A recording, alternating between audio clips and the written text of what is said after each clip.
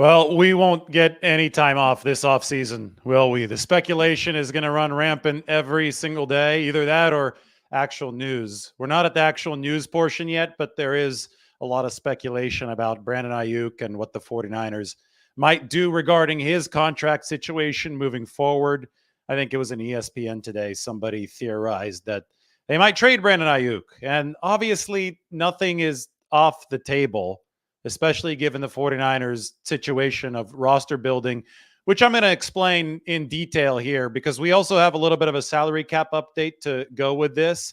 And the 49ers have a couple of options regarding Brandon Ayuk's future. But remember, he is under contract for the 2024 season. It's the fifth-year option price tag of about $14.4 million. Beyond that, anybody's guess. At some point, obviously, Brandon Aiyuk is likely to get a long-term extension. The question is, are the 49ers the team to give him that long-term extension? And today, in response to some of these rumors, this is my summary, and then we're going to dive into the numbers, and I'm going to illustrate exactly why it is the way that it is. But remember Deebo Samuel when he was up for a contract extension 2 off seasons ago?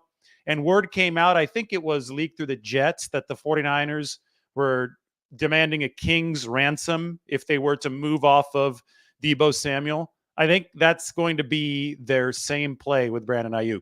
There's been only one player in this regime, one blue chipper, that the 49ers have gone out and said, we will not trade him, period. And that was Nick Bosa. That was an absolute no. They didn't give the absolute no with Brandon Aiyuk at the press conference last week. And they didn't give the absolute no with Deebo Samuel 2 years ago. But what we learned is every man has his price, and you should have a price. If somebody's going to absolutely blow you away, then you'd probably be dumb not to take the offer. But with the price for Deebo Samuel, it was set so high that it was very unlikely that the 49ers were ever going to move him. It's the same deal with Brandon Aiyuk because you're not in the business, if you're the 49ers right now, of making your football team worse in the short run. But if you could command a trade return big enough for anybody, obviously with asterisk being not Nick Bosa, that's the guy they said no for last year. But if you could command a return big enough for anybody, you can theoretically get better with that trade return. So it's the king's ransom theory. Unless you're offered a king's ransom, you don't think about moving the player because you absolutely love him. That was the case with Deebo Samuel. And I would speculate, I don't know this for sure, but I like reading the tea leaves. I like putting together the numbers. I've been right on most of this 49er strategy stuff. I would speculate that it's a king's ransom situation with Brandon Aiyuk. Let's play some fact or fiction here for this 49ers update. And let's first give you some background. The 49ers have a very top-heavy salary cap situation. By top-heavy, I mean this. This is the 49ers 2024 cap situation. I'm going to go through some of the numbers in just a little bit. This is publicly available for you, though. I keep track of it. But look at all the massive cap hits that the 49ers have at the top of position rooms. Christian McCaffrey, $14 million. Deebo Samuel, $28.6 million. George Kittle, $22 million. Trent Williams, nearly $32 million. Bosa, he's got a backloaded contract, so that cap hit is small in comparison. He's at about 15. So is Javon Hargrave. So is there Eric Armstead, 10 million above them at 25.6. Fred Warner, 25 million. Charvarius Ward, 18 million. Those are massive, massive cap hits across the board of this 49ers roster, to the point where they've got 42 under contract that are projected to make my 53-man roster right now.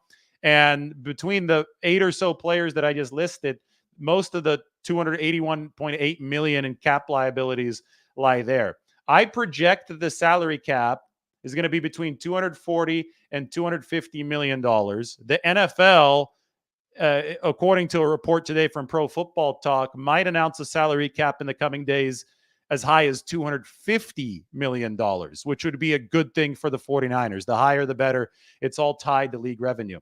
The 49ers will carry over $38 million in salary cap space from last season that they did not use. So you take this, the $38 million that they're set to carry over, plus the $250 million that it might be, And that's where I come up with the $288 million cap size in my report here. All of those players with the big cap hits who are under contract, it all adds up to, plus the smaller contracts like Brock Purdy's, which is about $1 million, which is immensely small. I guess that's an oxymoron. It's minuscule. We'll put it that way. It's minuscule compared to the star player cap hits. The 49ers have about $6 million in cap space if this cap comes in at $250 million. If it comes in at a little bit less, say that it's at $243 million, well, then it would be about, we'll put 280 right here with the carryover. All of a sudden, the 49ers would be over the cap, as you can tell here, by about $1.85 million. So the main point is that they're up against the cap, but they're not in a dire position here for the 2024 season, because they could obviously run some restructures. They don't have to get crazy with the restructuring to be able to fit everyone. And, you know, when I play fact or fiction, the biggest piece of fiction is the 49ers cannot afford to pay Brandon Aiyuk. They absolutely can afford to pay Brandon Aiyuk. Again, I'll put this back up here. They can afford to fit him within the cost structure here. If you look at 2025, this is when Purdy might have to be paid. Well, look at this. If the cap increases again, and say that the cap and the 49ers won't have as much carryover space in 2025, but say that they have about $275 million of space, just assuming a 10% increase. Right now, with the star players they already have under contract, it's 29 rostered players. It's $25 million or so of salary cap space. So you can fit Brandon Aiyuk on a backloaded deal within that structure, but then you start talking about a mega deal for Brock Purdy, and all of a sudden things do become more and more crowded, to the point where the 49ers do, this is the fact part of fact or fiction. The 49ers do have a crowded financial situation that they must continue shepherding into stability. And a shepherd into stability means that you have to draft really, really well, because you've got to bring in that cost-controlled talent. The 49ers have 11 picks in this 2024 draft coming up. The 11-player draft class combined against the salary cap is going to cost only $3.3 million. What a bargain, right? So let me show you this one more time. You'll see exactly how the Tetris pieces fit. See here, 42 players out of 53 accounted for. We got open spots. What's 53 minus 42? It's 11. If the 49ers just draft and hit on all 11 picks, which I'm not saying it's going to happen, but just assuming that does, if you have all 11 picks make the 53-man roster, those 11 picks will cost you only $3.3 million total for this season. It's the most cost-efficient bargain you could get, is the draft. And that means they'll be able to fit everything under the salary cap for 2024 without restructuring a soul, without restructuring anybody. And that even means keeping Brandon Aiyuk on his fifth-year option price of $14.12 million. Again, it's not going to work in such a tailor-made fashion, but you can see how the numbers might add up. And the 49ers then have other ways of affording Aiyuk's contract. Again, fiction is that they can't afford it. His cap hit will actually probably go down if the 49ers extend him, if they reach that deal this offseason, because instead of the lump sum, $14.12 million that they have to pay for guaranteed for the 2024 season, that would be renegotiated into something that's spread out over a longer period of time. So you could probably bring Aiyuk's cap hit down from $14 million to say $8 or $9 million. That opens up more space. That opens up potentially room for another free agent. So there are two things are true at once in this scenario. You can afford Brandon Aiyuk if you just want to cram this roster together and, you know, just keep on going forward with your foot on the gas, and obviously do some maneuvering elsewhere so that you can fit everything with Brock Purdy in 2025 and beyond. Or you can decide that, you know, you've been blown away by a king's ransom offer. If somebody does want to trade for Brandon Aiyuk, who is fantastic this past season, which is probably another reason for the 49ers not to trade him, since they're Super Bowl favorites. But if you're blown away by a king's ransom offer, you might be able to get your ticket to infuse this roster right here with affordable, even more affordable youth, perhaps even more affordable star power, perhaps even a first-round pick that is Brandon Aiyuk's potential replacement. The problem is that in Kyle Shanahan's system, it took Brandon Aiyuk a few years to really assimilate. And if they do go ahead and get a rookie receiver instead of him as their top X receiver, it might take a few years for that rookie to go, and it would make you worse in the short run. But If, for example, what's the cost of wide receivers, premier guys on the market? Tyreek Hill cost the Dolphins 5 picks. That was the Chiefs Dolphin trade. That was a mega deal. So number 29 overall, number 50 overall, 2 fourth rounders and a 6th rounder. Those were scattered across 2 different years. Maybe a more comparable situation, AJ Brown, when the Titans traded him to the Eagles, number 18 and number 101. So a mid first rounder and a 3rd rounder. So what constitutes a king's ransom? In my opinion, that's what would move the 49ers off their position if we want to keep Brandon Aiyuk. I don't know if something like this would constitute a king's ransom, but I can tell you that statistically, Brandon Aiyuk has been every bit as impressive as somebody like A.J. Brown. We talked about it a lot this season. Brandon Aiyuk's separation statistics were off the chart. He was near the league leaders in receiving yards this year, despite the fact that he had 50 or 60 fewer targets than some of those leaders. So his yards per catch was absolutely off the charts. It was something like 8, I think it was 18.0 exactly by the end of the season. So the efficiency that Brandon Aiyuk showed in a run first 49ers offense this year was absolutely sensational. And I think if he goes to a pass first team, he could put up even bigger numbers. I don't think, though, that Brandon Aiyuk is somebody that is demanding to go to a pass first team. I think that we have negotiation tactics at play, but he's one of the most unselfish receivers, maybe the most unselfish receiver outside of Jawan Jennings in the National Football League. Just go back into the week 1 of this season against the Pittsburgh Steelers, right? The 49ers ran the toss to Christian McCaffrey at the start of the second half. Brandon Aiyuk was tasked with blocking the edge rusher on that play. Just very briefly, it was a quick little glance, a little bit of a chip on the edge on the left side. He not only did that, but then he sprinted 15 yards upfield. It took him about 4 seconds to get in between blocks, and he completely flattened DeMonte Casey, the Pittsburgh defensive back. He had 2 blocks in one play on Christian McCaffrey's 65-yard touchdown run. And I think it was extremely emblematic of how unselfish Brandon Aiyuk is, how he's bought into the 49ers run first system. And, you know, there might be talk from some of his family members about him being able to get more catches elsewhere. To me, when I saw Brandon Aiyuk, you know, break down emotionally when talking about his teammates, when that was after the Super Bowl, that was in the locker room last week. When I saw that combined with the way that I see him block, I think this is a guy that is completely bought into the 49ers system. And I think this is a guy that is going to maneuver how he needs, how he feels is going to help him make as much money as possible, which is everybody's prerogative. But to imply that somehow he's not a fit with what the 49ers are doing is completely preposterous, because he's been a damn good number 1 X wide receiver for them, especially considering the way that he's been able to contribute in the run game. He's been physical in that run game on top of all the separation ability that we have seen in the pass game. But that doesn't change the situation here that he could offer the quickest ticket to a talented youth infusion. We saw that happen in Kansas City, to be honest, right? When they traded Tyreek Hill away. It's just a matter of what, you know, that king, if assuming the 49ers are operating on the king's ransom principle, it's just a matter of how big the offer is. Kansas City was able to build an entire top 5 defense. Not quiet, but you get what I mean, with the picks that they got in return for Tyreek Hill. Now, meanwhile, Tennessee didn't do nearly as well in the A.J. Brown trade. So I think that the 49ers are in a position of power here because leverage is given to you by cap flexibility.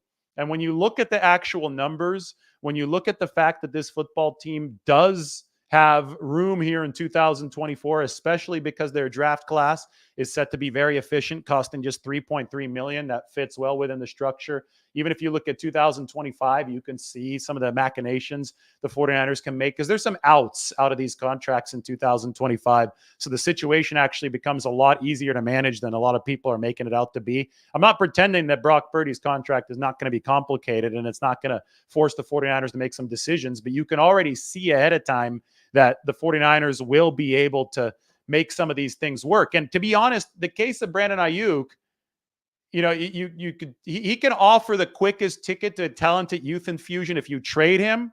But at the same time, this is a double-edged sword. He can also offer you the quickest ticket to a talented youth infusion if you make sure to keep him around, because the inflection point is coming when Brock Purdy gets paid. And Brandon Aiyuk is only 25 years old. You see the 2025 cap situation right here. And, if the 49ers do in the 2025 season, if they do end up moving on from guys like George Kittle or even Deebo Samuel, I'm not saying that's what's going to happen, but you don't know how long Trent Williams is going to play. You obviously don't know anything past this season as far as the 49ers cap machinations. There's a younger player who has taken less of a beating, who has worked his way up through the 49ers system and turned into an explosive threat that does things exactly the way that Kyle Shanahan wants things to be done. And his name is Brandon Aiyuk. So Brandon Aiyuk represents the youth infusion that the 49ers need. Either way you look at this. Potential trade, okay, well, you get a lot of draft picks. You'll see if you get the King's ransom if that happens. Or you keep him, and I think that he is that new guard for the 49ers. George Kittle came aboard in 2017. Deebo Samuel came aboard in 2019. Fred Warner came aboard in 2018. You look at Brandon Aiyuk, 2020. Brandon Aiyuk didn't join this team until after that first Super Bowl appearance against Kansas City. So, I mean, he is part of this younger guard of 49ers. And I think that it's unlikely, because of the King's ransom standard that I talk about, that the 49ers really move off of anybody at this point. I think that they're set up to really go all in this next year. But when you start looking at future inflection points, and that is paying Brock Purdy, all of a sudden the cap situation is going to turn on its head. Once, look at this. Once you pay Brock Purdy and you have to give him, I don't know, say that it's $25 million here for the first year. They could backload it.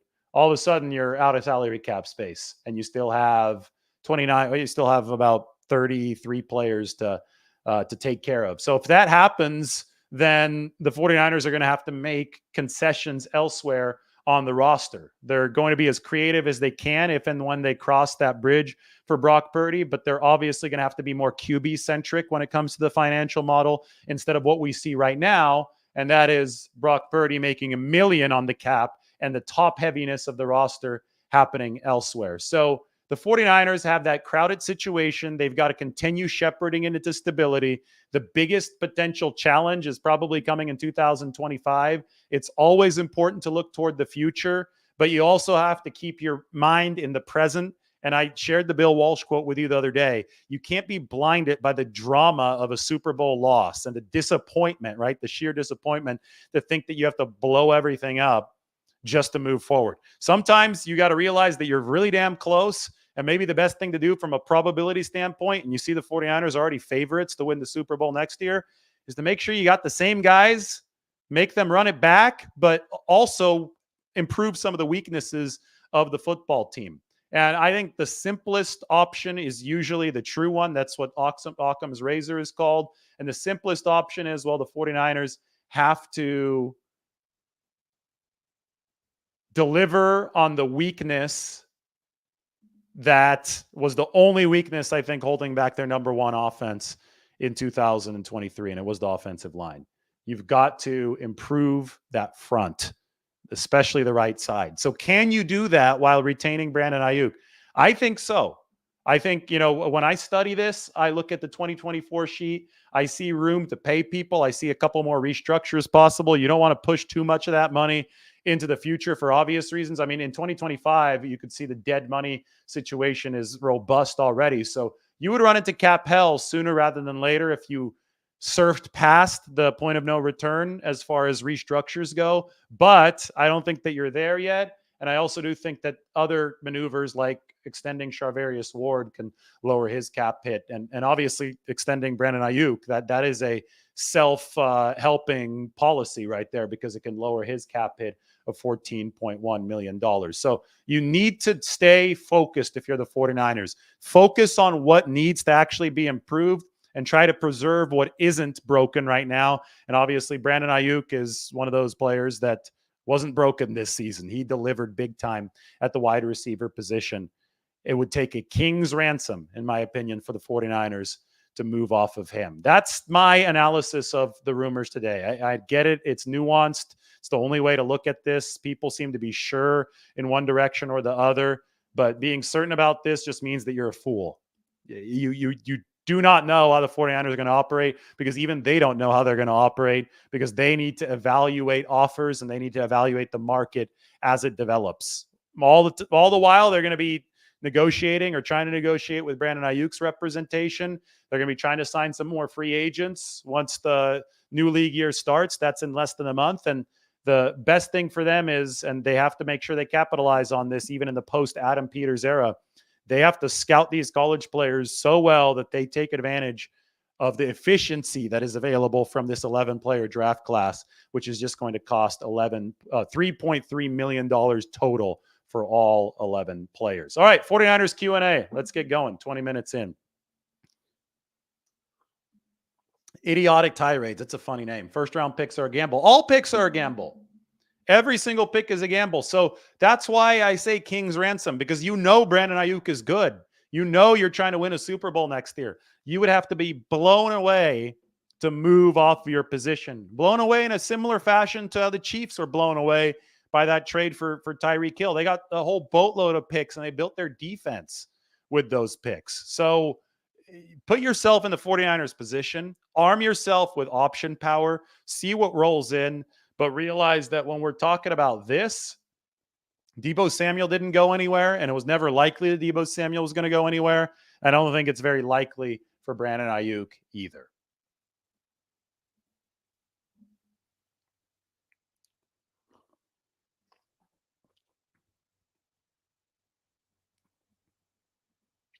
You could do the franchise tag, but I don't think that would make anybody very happy. And you're also trying to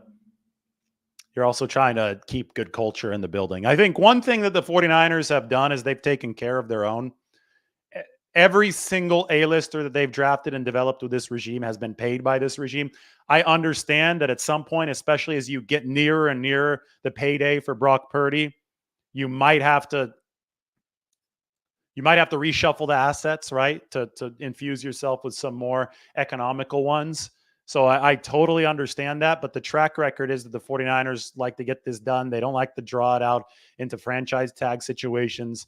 The only player that they've tagged over the course of this regime has been Robbie Gould, the kicker, right? But then they finally, before he didn't even play on the tag, they tagged him for negotiating purposes. And then before the regular season started, the 49ers were able to reach an agreement with Robbie Gould.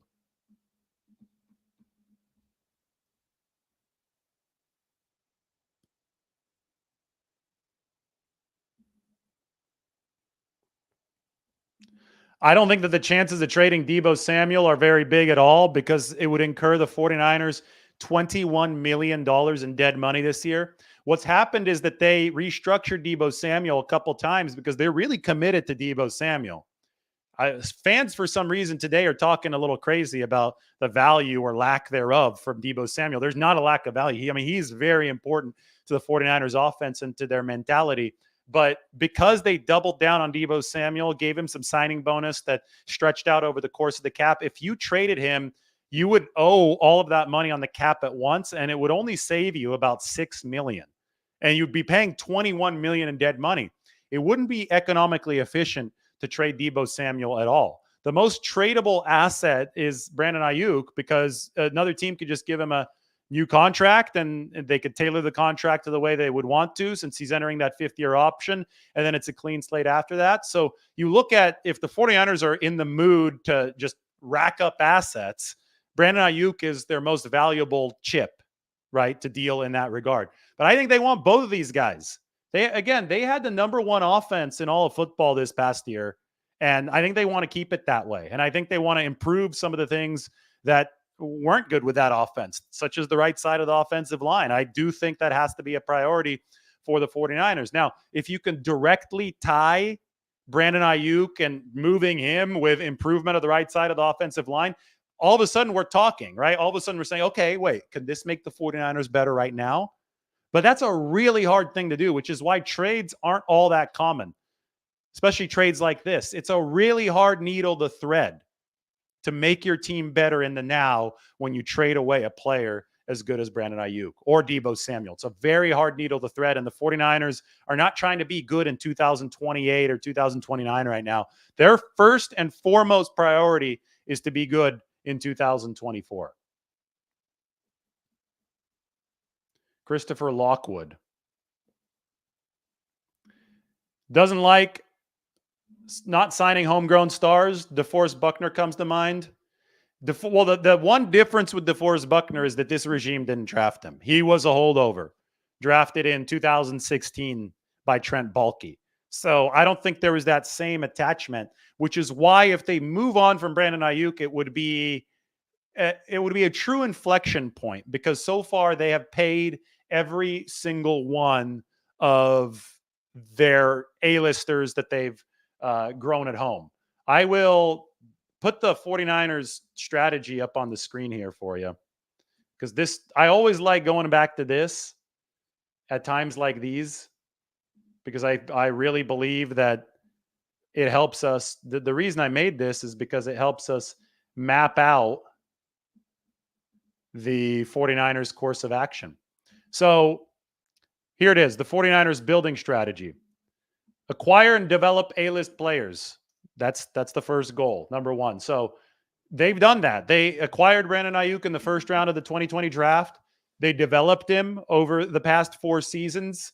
There have been some ups and downs with that, right? He came out hot in 2020. 2021 had to really earn his target share. Even though they never really took him off the field, he just didn't get the targets that he had been accustomed to getting in 2020. By the second half of 2021, Aiyuk had really started to took off truly for the whole season in 2022, and then put up a career year here in what's technically, I think, a contract year in 2023. And he has proven himself as an A-lister. So if you prove yourself as an A-lister, the 49ers decide that they want to pay those A-listers. And that list can grow as the salary cap does, because the salary cap is getting bigger every year. That is why they can fit Brandon Aiyuk into this, because the salary cap is growing every year. That's why it's fiction that they cannot afford to pay Brandon Aiyuk. That being said, there will come an inflection point where processes 1 and 2, acquire the A-list players and pay those A-list players as the salary cap grows. There will theoretically come a point where you're trying to surf that wave. And then boom, you can no longer surf that wave because the cap comes crashing in on you. And I think that point might be 2025 when Brock Purdy signs a mega deal. And the 49ers might want to begin pre-planning for it right now. These are all hypotheticals. What I can do is I can look at the finances, and that's what we've done. And the finances do seem to indicate that 2025 is going to be an inflection point for the San Francisco 49ers. But I don't think they're there yet. Other parts of the building strategy. Number 3, don't pay B-listers when free agency comes. Obtain comp picks through their departures instead. So you're going to see players walk this offseason that are not considered A-listers, that are going to make more money elsewhere.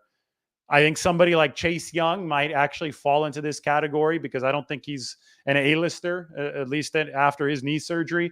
I think that he's a solid football player. I don't know if the 49ers can fit him into their budget. Now, if they can get him at some kind of bargain, maybe they can pay him. But typically, they're not in position to pay B-listers the kind of money that another team might be willing to pay them, because they're so damn top-heavy with these A-listers. So that's just the way that it works for the 49ers. Obviously, they like to develop their coaching staff. That can earn some more comp picks instead. That could as well. And then number 5, you pick your next A-listers. So say that you shipped off Brandon Aiyuk, you would just skip down to number 5, and you'd hope that the compensation that you got in return would allow you to pick more A-listers. All right, so that's how it fits within the structure of what the 49ers are doing. Let's go and check what else you guys are talking about.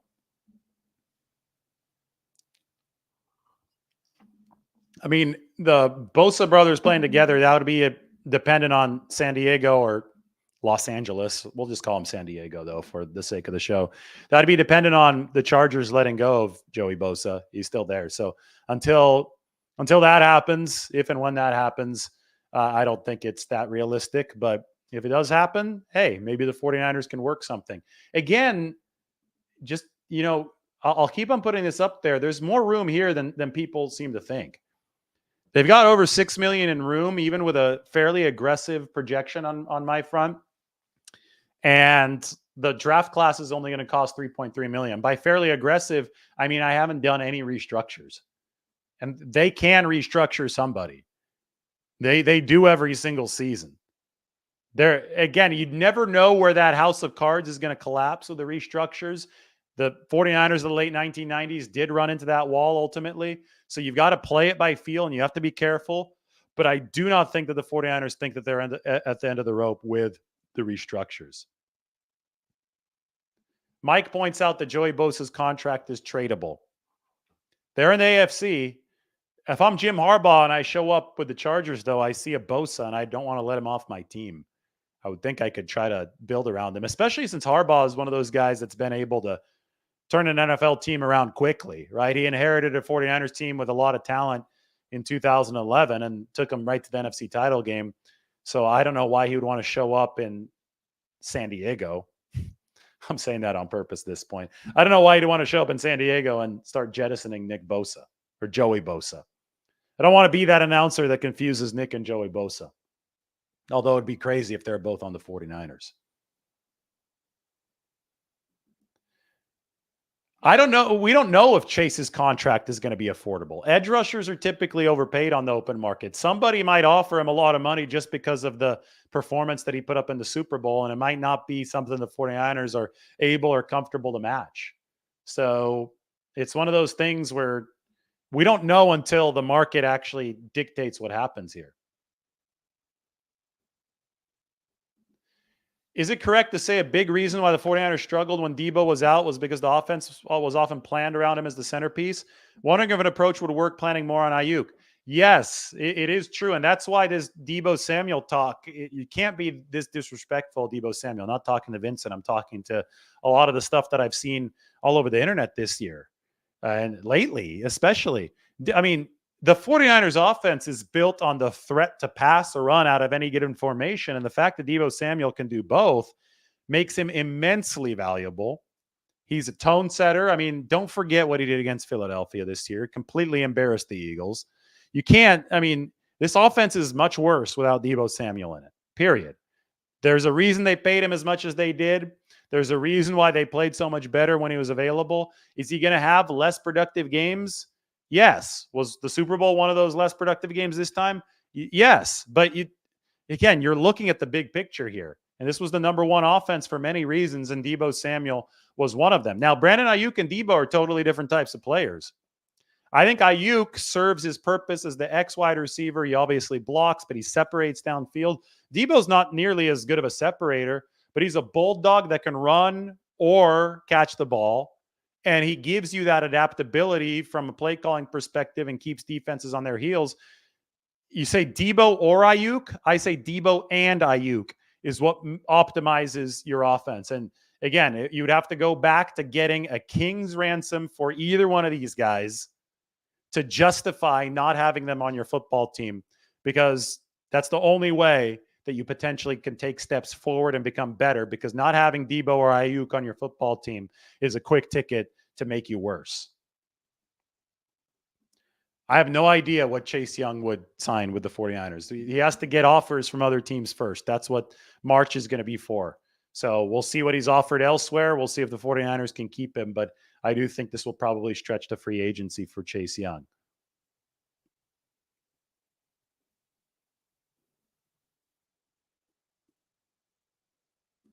If that BA trade happens, this again, this is complete speculation that we've been seeing online. I'm just using it to illustrate the 49ers cap situation. What receiver can learn the offense in one offseason? It might, that's the thing. It might not be a rookie. Shanahan's so particular with rookies. It might, like I keep on saying, it might not be possible to get better this year while you let go of Brandon Aiyuk. And if that's the case, the 49ers should just abort the plan. And I'm not saying it's a plan. I'm just saying that this is a cost benefit analysis that they have to weigh, and it's going to be a really tough needle to potentially thread.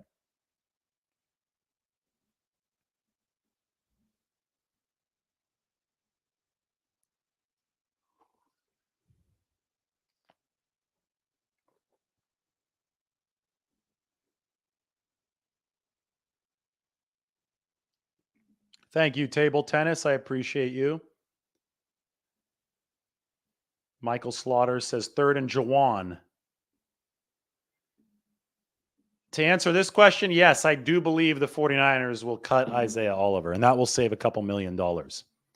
He signed a 2-year deal, but he didn't play for him. It seemed like he was more tied to Steve Wilkes than any other coach on the 49ers staff. I would not expect Isaiah Oliver to be back.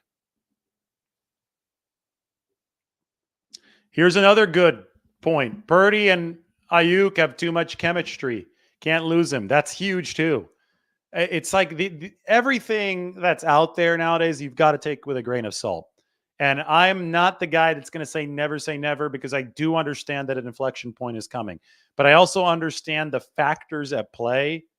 And just because trades sound exciting and sound good and are controversial, I'm not going to pretend like they're going to happen.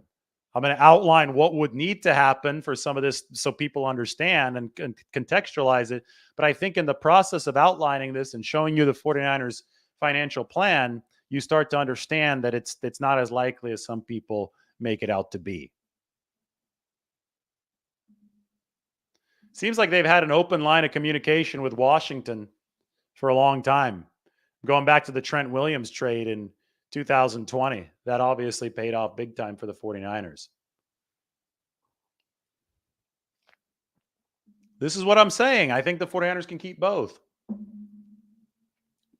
I get it. Some of you probably just joining late. I don't mean to be unkind here, but yeah, I think that most likely is the 49ers can keep both. This is my question too. Can they re-sign Azeez Al-Shaair this offseason, who was under a 1-year deal with the Tennessee Titans? Obviously, Dre Greenlaw rehabbing from that Achilles injury right now. You know, I don't know who's going to hit free agency. I know Cody Whitehair, the guard from the Bears, is hit free agency, but he started to decline. So we'll see who hits free agency and who doesn't. It will be interesting to me to see if they bring back John Feliciano, because he obviously did a good job for the 49ers this past year. I'm assume they're not thrilled about the whole tweet incident with Spencer Burford and Colton McKivitz, but Feliciano was ranked as the number 4 run blocker amongst all guards over the back half of the season. And he got hurt in the Super Bowl. And if he hadn't gotten hurt, then he would have been playing instead of Spencer Burford on that fateful play in overtime.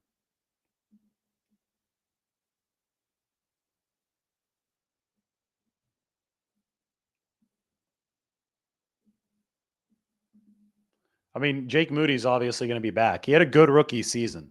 That's been very, very overblown. He wasn't perfect, but he was top half of the league as far as kicking percentage went as a rookie. And he drilled some long clutch kicks, including 2 of over 50 yards in the Super Bowl.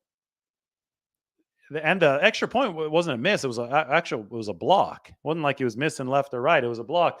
Would you like him to get that trajectory on the kick higher? Of course, but there were other people at fault for the block as well, and other people to credit for Kansas City as well. So it was a good rookie year from Moody. It wasn't great. It wasn't overwhelming. And the 49ers will count on him to be better as a sophomore in the NFL.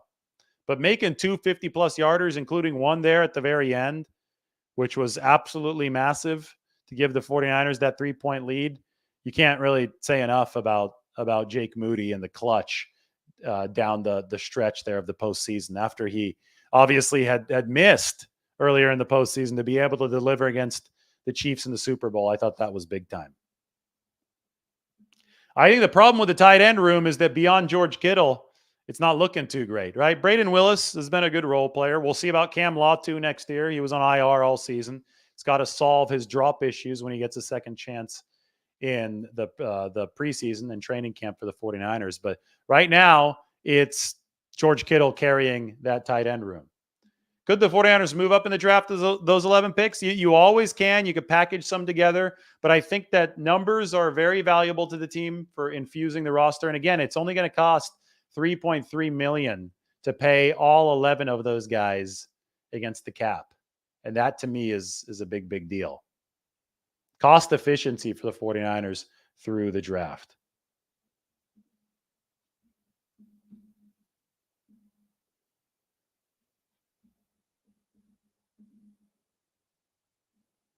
QB backup could hit the cap as well. And I think that this is somewhere the 49ers don't like to skimp.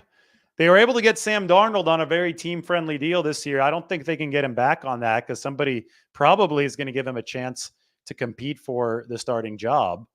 So is it going to be, do you go to another reputation repair guy? Can you find an incentive-based contract that doesn't hit your salary cap as hard? I just think that the experience of 2023, that whole season with all the QB injuries, has put the 49ers in a position where they don't want to feel that they're vulnerable in the backup quarterback room. The 49ers already have a lockdown cornerback one. Charvarius Ward is a all-pro, not just a Pro Bowler. He's an all-pro. He played 55 snaps against the Chiefs in the Super Bowl, was not targeted a single time. I don't know what people want when they say lockdown cornerback one, acting as if the 49ers don't already have one. Again, 55 snaps and the Chiefs didn't dare go at Charvarius Ward a single time. The highest possible honor for these position groups is all pro. And that's what Charvarius Ward was. So you got all pro lockdown corner with another corner in Diamaro Lenore playing really, really well and still being on his rookie contract. The question is, do they extend Charvarius Ward this offseason? He's entering a lame duck year. It's his final year of his deal. Now, I get it. They could bolster the room with a third cornerback because Ambry Thomas was an issue, especially late. Isaiah Oliver was an issue. But as far as lockdown cornerback one, let's not pretend that these guys are walking around everywhere and they're easy to pick up. And let's actually realize there's one on the 49ers as we speak with Charvarius Ward. And meanwhile, Demo's also damn good. Don't forget Demo just blowing Swift up, DeAndre Swift against the Eagles this year. That was one of the highlights of the 49ers season.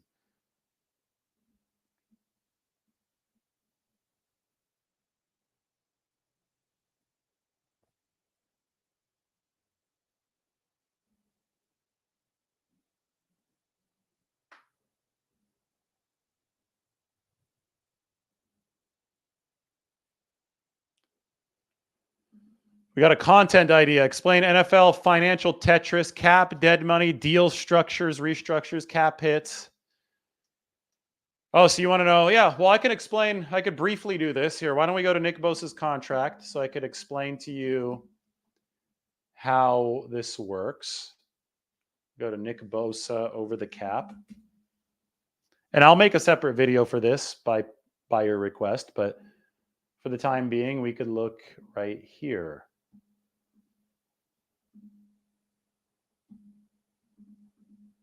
All right, so here's Nick Bosa's deal. 2023 was the first season. We're moving into 2024, which is up here, 5, 6, 7, 8. And the cap numbers are over on the right in this column right here. As you can see, the cap hit's only 14.6 million. The cap hits get bigger every year. 20.5. Oh my goodness, 42 million in 2026. 52 million in 2027. 42.8 million in 2028. So how did the 49ers do that? Well, first off, they gave Nick Bosa a massive signing bonus. There's $65.2 million worth of signing bonus money for Nick Bosa. And by NFL rule, the signing bonus, you give it to him at the top of the contract, but it's spread out over 5 years against the salary cap. So you divide that 65, divide it by 5, and it's spread out here. So it's only getting about 13. Well, it's math is a little bit more complicated, but just realize it's like an accordion that's spread out. They have actually kept Nick Bosa's contract at the league minimum in 2024. So it's minimum base salary, 1.125 million, plus the prorated portion of the signing bonus, plus other bonus money that's just happens to be there, equals 14.6 million. In future years, his base salary is 22.7 million and 32.7 million. So that adds up to a whole lot more and makes the cap hits a lot bigger. So the way to keep a player cheaper as far as cap hit in the present is to give him a big signing bonus, because that signing bonus stretches out like an accordion over the length of the contract against the cap. Hopefully that helps.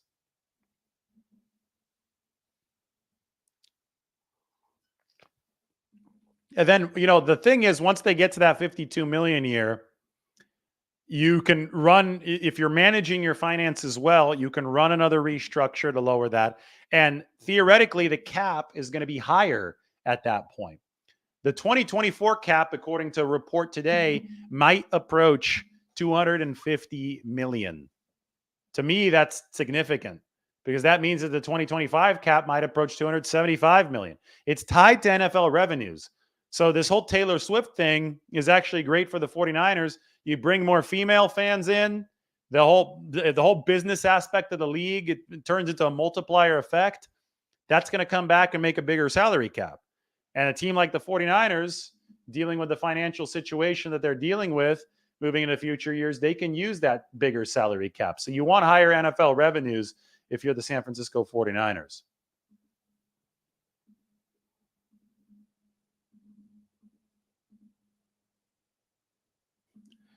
'49ers can save some money and have Jawan Jennings, the former Tennessee quarterback, be their QB too.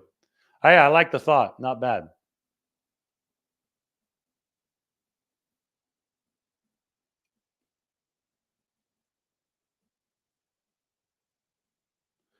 The 49ers typically like to wait to see other receivers set the market. And obviously, Justin Jefferson and CeeDee Lamb are those two names. They waited with Deebo Samuel. They waited with Nick Bosa last. I mean, they like to play hardball in negotiations. I think the fact that they have leverage here, which means that Brandon Aiyuk is under contract with them, I think that works in the 49ers' favor.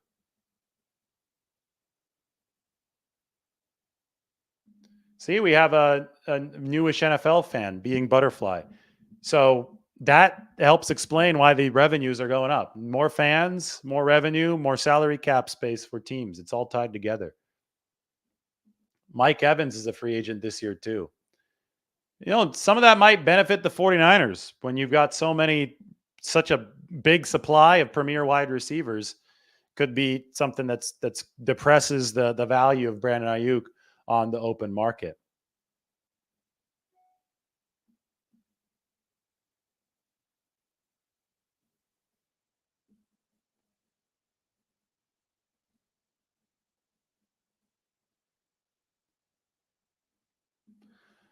There might be some drama with the Brandon Aiyuk situation. I don't know how long this is going to stretch out, but we have to remember if it gets to that point, don't forget the lessons of the past couple of years. Don't forget the lesson of Deebo Samuel and the lesson of Bosa. They ultimately got both of those done before week one. Now, conversely, Bosa does say that it hurt him a little bit. He wasn't able to get those true football reps in while he was holding out. So I think it's in the best interest of everybody to finish this at least before training camp. Don't let it become a distraction over the offseason. Even Deebo Samuel said that he was distracted and that contributed to a worse performance from him in 2022. So you want to get it done sooner rather than later, but you also need to be financially prudent if you are the 49ers.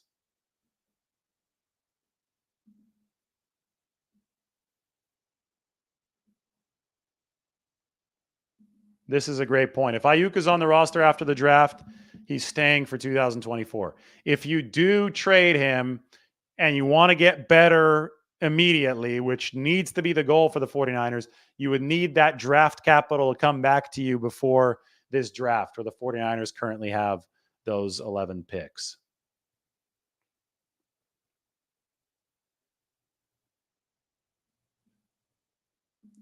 Well, the thing about you're talking about the A-list players and the B-list players, you're asking who's a B-list player. Jawan Jennings, I don't think falls into either category yet because he's not an unrestricted free agent. He's going to be a restricted free agent, which gives the 49ers a little bit more power in negotiations, right? If you're an unrestricted free agent, you can go anywhere and your price can truly be driven up. But the 49ers can keep the Jennings price constrained, perhaps at about 4.7 million with a second round tender, which means that if somebody else wants Jennings and wants to pay him more, they'd have to send the 49ers a second round pick. So that constrainment, I think, can really, really help the 49ers keep Jawan Jennings, and that's why it's likely he's going to be with them next year. All right, I think 49 minutes is about right. We just went through everything as we discussed the whole Brandon Aiyuk situation. So that's it. 49ers update. The trade speculation. I'm going to finish this before we hit 50 minutes. Everybody have a good one.